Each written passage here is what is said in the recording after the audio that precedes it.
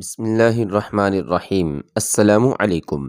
رات کوئی زیادہ نہیں گزری تھی، کوتوال کو اطلاع دی گئی کہ دونوں جس حالت میں تھے اسی حالت میں پکڑ لائے ہیں۔ کوتوال کو سلطان نے کہا تھا کہ تحقیقات کر کے اسے بتائے کہ اس لڑکی کی حقیقت کیا ہے۔ کوتوال اسی وقت کوتوالی پہنچا اور اس کمرے میں چلا گیا جس میں لڑکی بند تھی۔ نام کیا ہے لڑکی؟ کوتوال نے پوچھا۔ فاطمہ، لڑکی نے جواب دیا۔ میں سلطان کے معتمد خاص حسن بن صباح کی بہن ہوں۔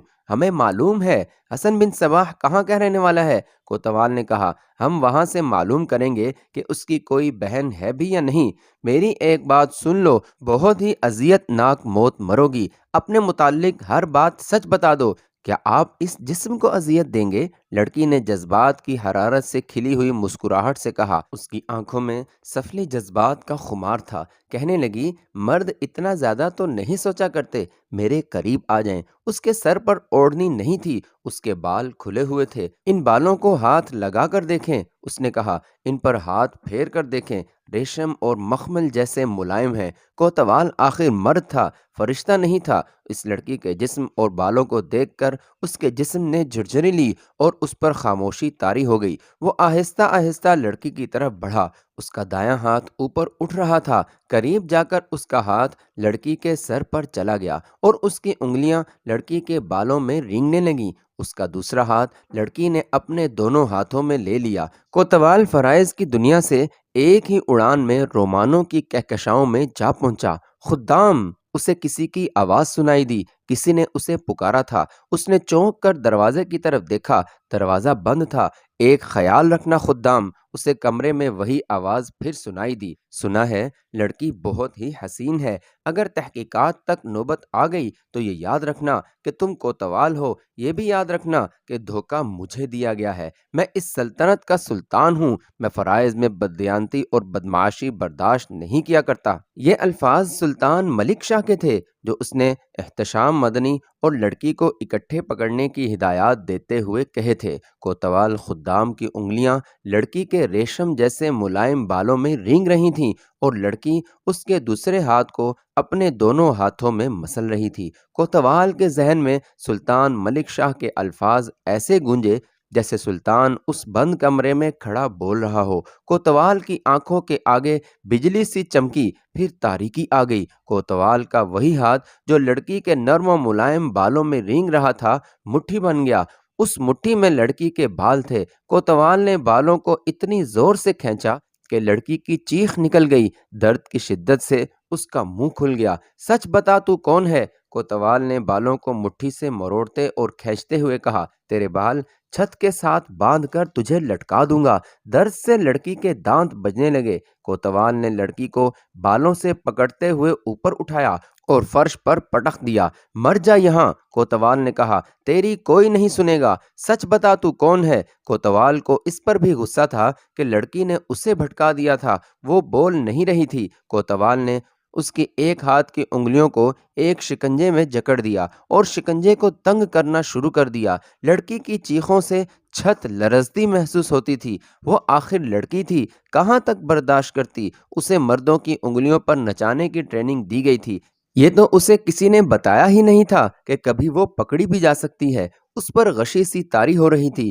جب کوتوال نے اس کی انگلیاں شکنجے سے نکال دیں، اسے پانی پلایا، لیکن وہ ابھی تک انکار کر رہی تھی۔ کوتوال نے اس کا دوسرا ہاتھ شکنجے میں دینے کے لیے پکڑا تو وہ بلبلا اٹھی اور سچ بولنے پر آ گئی۔ اس نے بتا دیا کہ وہ حسن بن صباح کی بہن نہیں اور اسے وہ شاہ در سے لایا تھا۔ اس نے یہ بھی بتا دیا کہ حسن بن صباح اسے اس مقصد کے لیے ساتھ لایا تھا کہ ایسے حاکموں کو اپنے ہاتھ میں لینا ہے جن کا سلطان پر اثر و رسوخ چلتا ہے، انہیں نظام الملک کے خلاف استعمال کرنا ہے۔ لڑکی نے بتایا کہ حسن بن صباح وزیر اعظم بننا چاہتا ہے۔ اس نے یہ بھی بتایا کہ احتشام مدنی کو اس نے کس طرح اپنے جال میں پھانسا اور اسے شادی کا لالچ دے رکھا تھا۔ احتشام مدنی حسن بن صباح کی کس طرح مدد کر رہا تھا؟ کوتوال نے پوچھا۔ کہتا تھا کہ میں نظام الملک کے خلاف سلطان کے دل میں کدورت پیدا کر رہا ہوں۔ لڑکی نے کہا، یہ حساب کتاب کا جو مسئلہ کھڑا ہوا تھا اس کے پیچھے احتشام ہی تھا اور اسی نے حسن بن صباح سے یہ حساب تیار کروایا تھا۔ احتشام کہتا تھا کہ اب ایسا موقع پیدا ہو گیا ہے کہ میں آسانی سے نظام الملک کو معزول کروا دوں گا۔ مختصر یہ کہ لڑکی نے اپنی اصلیت اور حسن بن صباح کی نیت بے نقاب کر دی، لیکن اس نے یہ نہ بتایا کہ حسن بن صباح اور کیا کر رہا ہے، اور شاہدر اور خلجان کے علاقے میں اس نے کیا ناٹک کھیلا، اور آئندہ کے لیے اس کے کیا منصوبے ہیں۔ حسن بن صباح کو تو معلوم تھا کہ فاطمہ احتشام سے ملنے گئی ہے، لیکن اسے توقع نہیں تھی کہ وہ اتنی زیادہ دیر سے واپس آئے گی۔ آدھی رات ہو گئی تو اس نے اپنے ملازم کو جگا کر کہا کہ وہ احتشام مدنی کے ملازموں سے پوچھ کر آئے کہ وہ گھر ہے یا کہیں باہر گیا ہوا ہے۔ ملازم گیا اور یہ خبر لایا کہ دربان احتشام کے انتظار میں جاگ رہا ہے، وہ ابھی تک نہیں آیا۔ حسن بن صباح مطمئن ہو گیا کہ احتشام واپس نہیں آیا تو فاطمہ اس کے ساتھ ہی ہوگی۔ وہ تو سوچ بھی نہیں سکتا تھا کہ وہ دونوں اس وقت تک کوتوالی میں بند ہوں گے۔ اس روز حسن بن صباح بہت خوش تھا۔ اس نے نظام الملک کے مقابلے میں میدان مار لیا تھا۔ فجر کی اذان کے کچھ دیر بعد حسن بن صباح کے دروازے پر دستک ہوئی۔ وہ سمجھا فاطمہ آئی ہے، لیکن ملازم نے اسے بتایا کہ کوتوالی سے 2 آدمی آئے ہیں۔ حسن نے انہیں اندر بلایا اور پوچھا وہ کیوں آئے ہیں؟ حکم ملا ہے کہ آپ گھر سے باہر نہ نکلیں۔ ایک آدمی نے کہا کیوں؟ حسن بن صباح نے پوچھا یہ حکم کس نے دیا ہے؟ وجہ ہمیں معلوم نہیں۔ اس آدمی نے کہا ہمیں یہ حکم کوتوال نے دیا ہے، آپ یہ سمجھ لیں کہ آپ اپنے گھر میں قید ہیں۔ دوسرے آدمی نے کہا کوتوال سلطان ملک شاہ کے گھر چلا گیا۔ سلطان فجر کی نماز کے لیے جلدی جاگا کرتا تھا۔ کوتوال نے اسے رات کی رودات سنائی، یہ بھی بتایا کہ اس نے احتشام مدنی سے بیان نہیں لیا اور حسن بن صباح کو اس نے اس کے گھر میں نظر بند کر دیا ہے۔ سلطان نے حکم دیا کہ احتشام اور لڑکی کو فوراً اس کے سامنے لایا جائے۔ سلطان نے نظام الملک اور حسن بن صباح کو بھی بلوا لیا۔ یہ سب آ گئے تو سلطان نے لڑکی سے کہا کہ گزشتہ رات اس نے کوتوال کو جو بیان دیا ہے وہ سب کے سامنے ایک بار پھر دے۔ لڑکی نے روتے ہوئے بیان دے دیا۔ کیا یہ سچ ہے احتشام؟ سلطان نے احتشام سے پوچھا اگر یہ لڑکی جھوٹ بول رہی ہے تو بتاؤ سچ کیا ہے، میں اس لڑکی کو جلاد کے حوالے کر دوں گا، اور اگر تم نے جھوٹ بولا تو؟ نہیں سلطان معظم، احتشام نے کہا لڑکی کا بیان بالکل سچ ہے، میں سزا کا حقدار ہوں، میں نے آپ سے نمک حرامی کی ہے، اگر آپ مجھے معاف کر دیں گے تو بھی میں آپ کے زیر سایہ نہیں رہوں گا، میرا یہاں رہنا آپ کے سائے کی بھی توہین ہے۔ احتشام، سلطان نے کہا مجھے دکھ اس بات پر ہو رہا ہے کہ آپ جیسا دانشمند انسان ایک لڑکی کے فریب میں آ گیا۔ سلطان معظم، احتشام مدنی نے بڑی پختہ آواز میں کہا میں بھی اپنے آپ کو دانش مند سمجھا کرتا تھا، مجھے اپنی عقل و دانش پر اس لیے ناز تھا کہ میں نے آپ کو جو بھی مشورہ دیا وہ آپ نے قبول کر لیا، اور عملاً وہ مشورہ کامیاب اور کارآمد ثابت ہوا، لیکن میں اب محسوس کرتا ہوں کہ میرا علم اور میرا تجربہ خام تھا۔ میں نے سنا تھا کہ عورت مرد کی سب سے بڑی اور خطرناک کمزوری ہوتی ہے، لیکن مجھے اس کا عملی تجربہ نہیں ہوا تھا۔ نسوانی حسن میں ایک جادو ہے، لیکن میں اس جادو سے واقف نہ تھا۔ اب میرا علم اور تجربہ مکمل ہو گیا ہے۔ اس تلخ اور شرمناک تجربے سے میں نے یہ سبق حاصل کیا ہے کہ فریب کار عورت زیادہ دل فریب ہوتی ہے اور اس کے حسن و شباب سے بچنا ممکن نہیں ہوتا۔ اگر اس قسم کی ایک لڑکی مجھ جیسے جہاندیدہ اور دانشمند آدمی کو دام فریب میں لے سکتی ہے تو ان جوان سال آدمیوں کا کیا حشر ہوتا ہوگا جو عورت کو ہی سب کچھ سمجھتے ہیں۔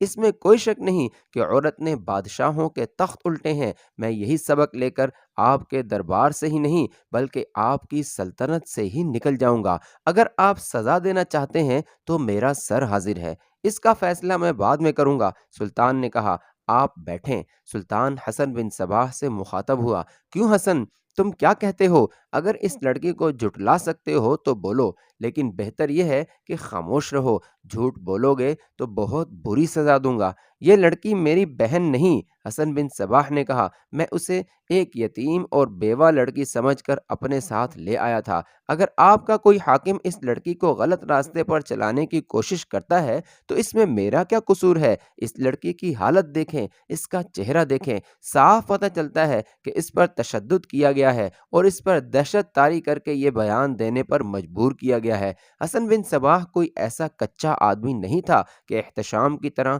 فوراً اپنے گناہوں کا اعتراف کر لیتا۔ وہ بولتا رہتا اور سلطان کی آنکھوں میں آنکھیں ڈالے رکھتا تو سلطان پر غالب آ جاتا اور سلطان اس کے حق میں فیصلہ دے دیتا، لیکن اس کے خلاف شہادت ایسی تھی جس میں کوئی شک و شبہ نہیں رہ گیا تھا۔ احتشام مدنی کا اعتراف جرم لڑکی کے بیان کی تائید کرتا تھا۔ خاموش! سلطان گرج کر بولا، میں نے تمہیں پہلے ہی خبردار کر دیا تھا کہ سچے ہو تو زبان کھولنا، لیکن تم نے میرے اس حکم کی پرواہ نہ کی۔ سلطان نے کوتوال سے کہا، اسے اور اس لڑکی کو قید خانے میں پھینک دو۔ یہ دونوں قید خانے میں اس وقت نکالے جائیں گے جب ہمیں یقین ہو جائے گا کہ ان کے دماغ صحیح راستے پر آ گئے ہیں۔ احتشام مدنی، میں تمہیں قید خانے کی ذلت سے بچا رہا ہوں، تم آزاد ہو، لیکن میں سوچ کر کوئی فیصلہ کروں گا۔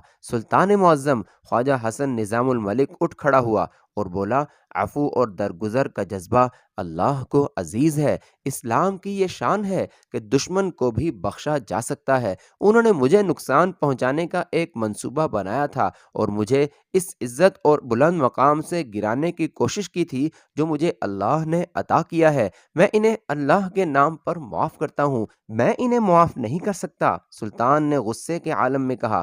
سلطان عالی مقام نظام الملک نے کہا، میں نے آج پہلی بار آپ سے ایک ذاتی درخواست کی ہے اور یہ میری آخری درخواست ہوگی۔ حسن بن صباح اور میں امام موفق جیسے عالم دین کے شاگرد ہیں۔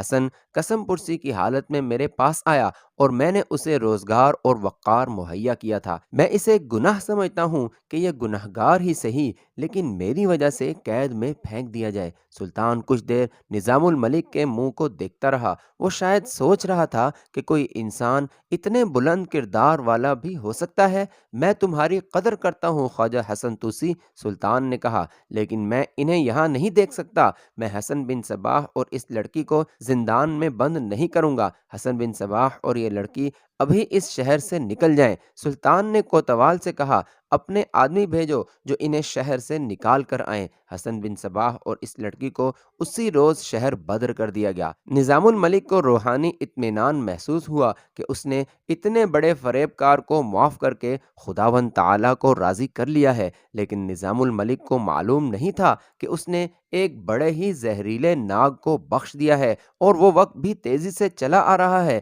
جب نظام الملک ایک لشکر کے ساتھ حسن بن صباح کے لشکر کے مقابل آئے گا اور ایک ہی امام کے دو شاگرد تلوار لہراتے ہوئے ایک دوسرے کو میدان جنگ میں للکاریں گے۔ تاریخوں میں اس حساب کتاب کے متعلق جو حسن بن صباح نے تیار کیا تھا مختلف روایات ملتی ہیں۔ بعض مورخوں نے لکھا ہے کہ نظام الملک نے ایک کتاب لکھی تھی جس کا نام تھا دستور الوزراء۔ اس کتاب میں نظام الملک نے لکھا تھا کہ حسن بن صباح نے بڑا ہی کمال کیا تھا کہ صرف 40 دنوں میں اتنے زیادہ علاقوں کے محصولات وغیرہ کی آمدنی اور اخراجات کا حساب تیار کر لیا تھا۔ نظام الملک نے یہ بھی لکھا ہے کہ حسن بن صباح کے دل میں حسد اور بغض تھا، اس لیے خداوند تعالیٰ نے اسے ذلیل و خوار کیا۔ اگر وہ یہی کام نیک نیتی سے کرتا تو سلطان سے اسے انعام و اکرام ملتا۔ کیونکہ یہ حساب کتاب ایک تاریخی واقعہ ہے، اس لیے بہت سے مورخوں نے اسے قلم بند کیا ہے۔ حسن بن صباح اس لڑکے کے ساتھ رہ پہنچا جہاں کا وہ رہنے والا تھا۔ اس نے اپنے باپ کو سنایا کہ سلطان کے یہاں کیا واقعہ ہو گیا ہے۔ تمہاری عقل ابھی خام ہے، باپ نے حسن بن صباح سے کہا۔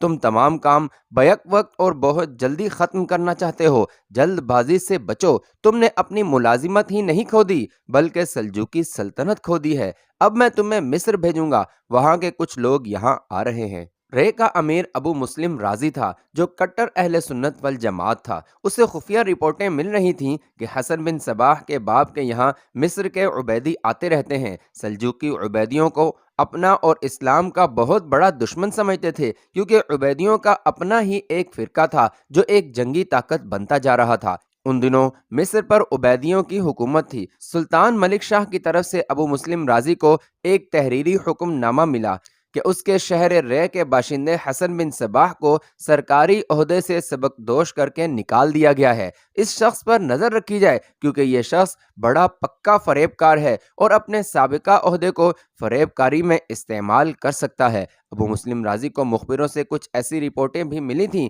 کہ حسن بن صباح رے سے دور دراز علاقوں میں اپنا ہی ایک فرقہ تیار کر رہا ہے اور اس فرقے کے عزائم خطرناک معلوم ہوتے ہیں۔ ابو مسلم رازی نے حکم دیا کہ حسن بن صباح کو گرفتار کر لیا جائے۔ حسن بن صباح اور اس کے باپ نے مخبری اور جاسوسی کا اپنا ہی ایک نظام قائم کر رکھا تھا۔ اس کا کوئی آدمی ابو مسلم رازی کے عملے میں ملازم تھا۔ اس آدمی نے حسن بن صباح کو اطلاع دے دی کہ اس کی گرفتاری کا حکم جاری ہو گیا ہے۔ حسن بن صباح نے اسی وقت شتر بانوں کا لباس پہنا اور ایک اونٹ کی مہار پکڑ کر شہر سے نکل گیا۔ اس کی گرفتاری کے لیے کوتوال کے آدمی اس کے گھر گئے تو اس کے باپ نے کہا کہ وہ کچھ بتائے بغیر ہی کہیں چلا گیا ہے۔